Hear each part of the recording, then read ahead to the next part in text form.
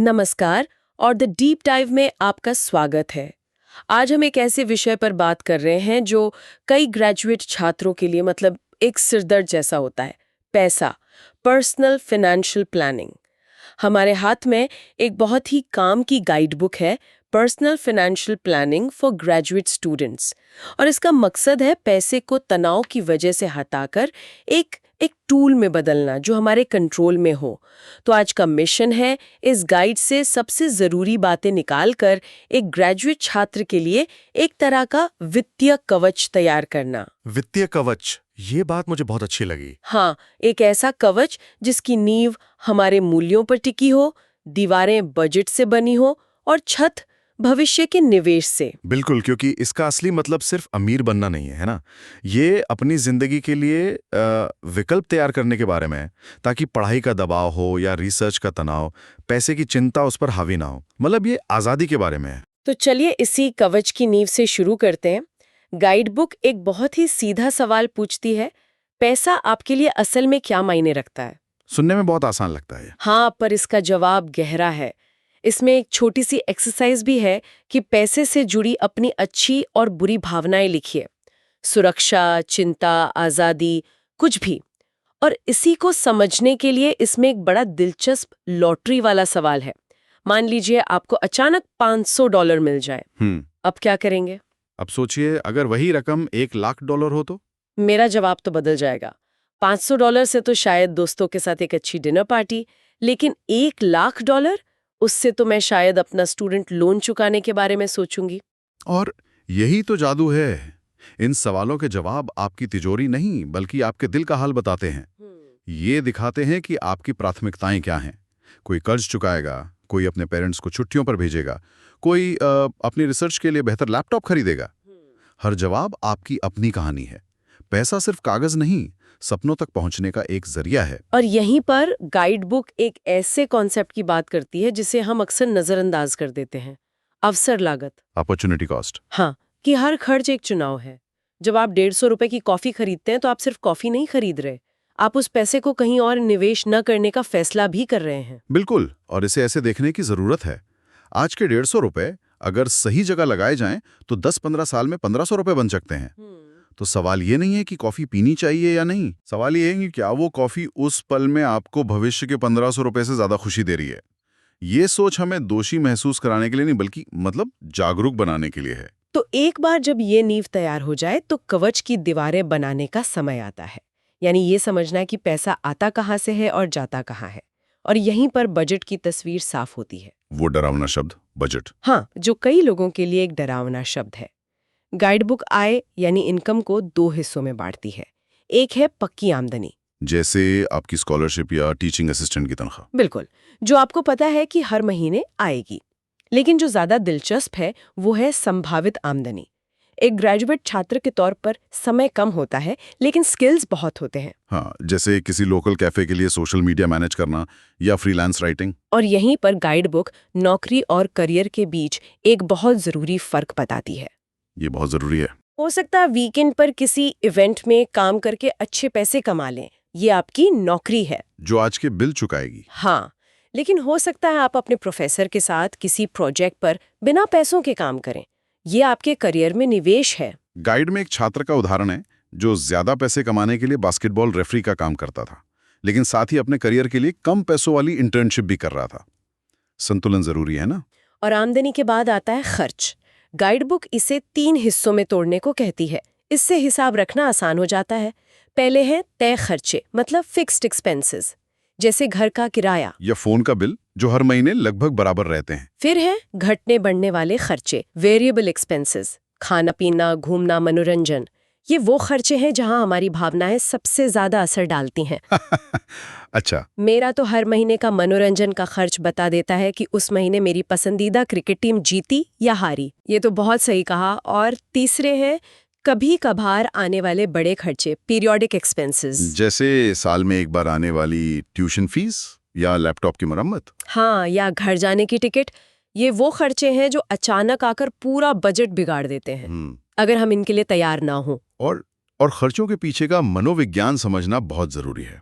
हाँ, guide book में A+B=C model का जिक्र है। A+B=C। हाँ, ए है एक्टिवेटिंग इवेंट, यानी कोई घटना। मान लीजिए आपने देर रात तक पढ़ाई की। बी है बिलीफ, यानी आपके दिमाग में आया ख्याल, मैंने इतनी मेहनत की है, मैं एक ट्रीट डिजर्व करता हूँ। और C है कॉन्सिक्वेंस, यानी नतीजा। नतीजा, आपने रात के 1 बजे ऑनलाइन शॉपिंग ऐप खोला और कुछ महंगा ऑर्डर कर दिया। ये मॉडल हमें अपनी आदत की इस छुपी हुई कड़ी को पकड़ने में मदद करता है। वाह, ये तो सिर्फ पैसे के बारे में नहीं, हमारी आदतों को समझने के बारे में है। और अपने वित्तीय कवच की सेहत जांचने का एक तरीका है नेटवर्थ पता करना। नेटवर्थ। हाँ, और ये बहुत आसान है। आपके पास जो कुछ भी है, मतलब एसेट्स, उसमें से वो सब घटा दें जो आप पर उधार है, liabilities. Student loan, credit card का बिल। हाँ, जो नंबर बचेगा वही आपकी नेटवर्थ है। ये नेगेटिव में भी हो सकता है और शुरू में अक्सर होता है, पर ये एक शुरुआती बिंदु है। चलिए, अब आवाज की सबसे कमजोर कड़ी पर आते हैं, कर्ज, डेट। गाइड बुक में एक चीज पढ़कर मैं थोड़ी चौंक गई। इसमें अच्छे और बुरे कर्ज की बात की गई है।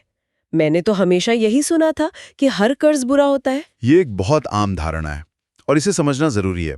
अच्छा कर्ज एक तरह का निवेश है जो भविष्य में आपकी कमाई की क्षमता को बढ़ाता है। जैसे स्टूडेंट लोन। बिल्कुल, आप आज पैसा उधार ले रहे हैं ताकि भविष्य में एक बेहतर डिग्री और बेहतर नौकरी से ज्यादा कमा सकें। और बुरा कर्ज? बुरा कर्ज वो है जो ऐसी चीजों के लिए लिया जाता है जिनका मूल्य समय के साथ घटता है, या जो सिर्फ आपकी चाहतों को पूरा करता है, जरूरतों को नहीं। जैसे क्रेडिट कार्ड पर महंगी छुट्टियों पर जाना। हाँ, या नया फोन खरीदने के लिए लोन लेना जिसकी कीमत 1 साल में आधी हो जाएगी। देखा जाए तो अच्छा कर्ज भविष्य बना रहा है, जबकि बुरा कर्ज वो भविष्य की कमाई को आज ही खर्च कर रहा है। राइट। गाइड बुक में इसका एक जबरदस्त उदाहरण है। $10,000 का स्टूडेंट लोन ब्याज के साथ चुकाने पर शायद आपको कुल $12,727 का पड़े। लेकिन उससे मिली शिक्षा की वजह से आप जिंदगी भर में शायद लाखों डॉलर ज्यादा कमाएंगे। वहीं क्रेडिट कार्ड पर खरीदे गए $10,000 के सामान की कुल लागत, अगर आप सिर्फ मिनिमम पेमेंट करते रहे तो वो $22,000 से भी ज्यादा हो सकती है। फर्क चौंकाने वाला है। बिल्कुल।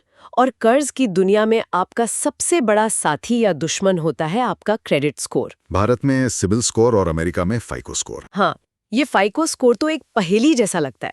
गाइड बुक में इसके 5 हिस्से बताए गए हैं, लेकिन वो परसेंटेज 35%, 30%, ये सब याद रखना तो बहुत मुश्किल है। इसका एक बहुत ही आसान तरीका है। क्या? भूल जाइए वो सारे परसेंटेज।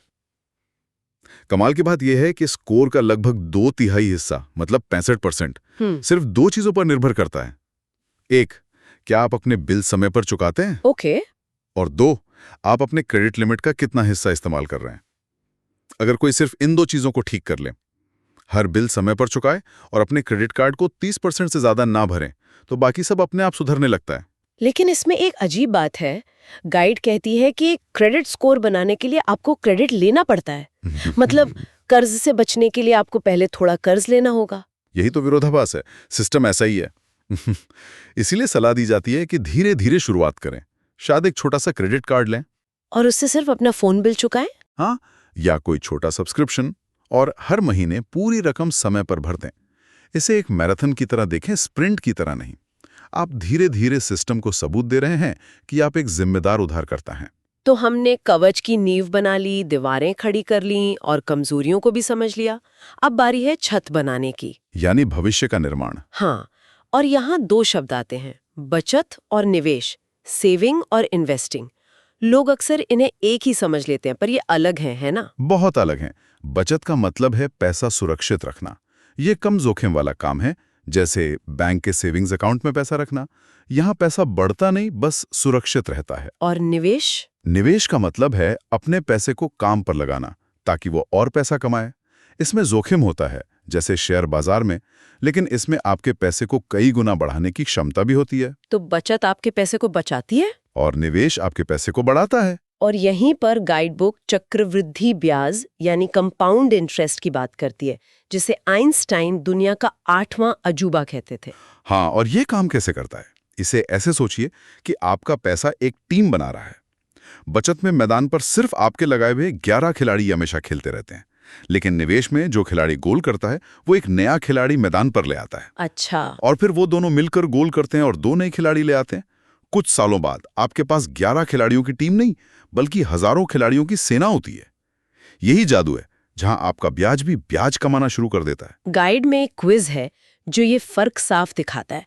अगर कोई 40 साल तक हर साल $1000 बचाता है तो 3% की साधारण ब्याज दर पर उसके पास करीब $75,000 होंगे। ठीक है। लेकिन अगर वही पैसा 10% रिटर्न वाले निवेश में लगाया जाए तो वो रकम बढ़कर $4,42,000 से ज्यादा हो जाती है। जमीन आसमान का फर्क है। बिल्कुल।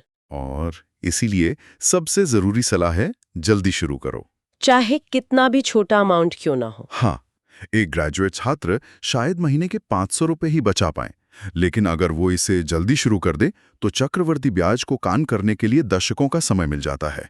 लेकिन निवेश में जोखिम भी तो है। कोई कैसे तय करे कि कितना जोखिम लेना है? ये बहुत ही व्यक्तिगत सवाल है। इसे जोखिम सहनशीलता या रिस्क टॉलरेंस कहते हैं। गाइड बुक एक बहुत सरल नियम बताती है। क्या? अगर कोई निवेश आपको रात में जगाए रखता है तो वो शायद आपके लिए बहुत ज्यादा जोखिम भरा है। आपको ऐसा संतुलन ढूंढना है जहां आप अपने पैसे को बढ़ता हुआ भी देखें और रात को चैन की नींद भी सो सकें। तो आज हमने इस वित्तीय कवच के हर हिस्से को देखा।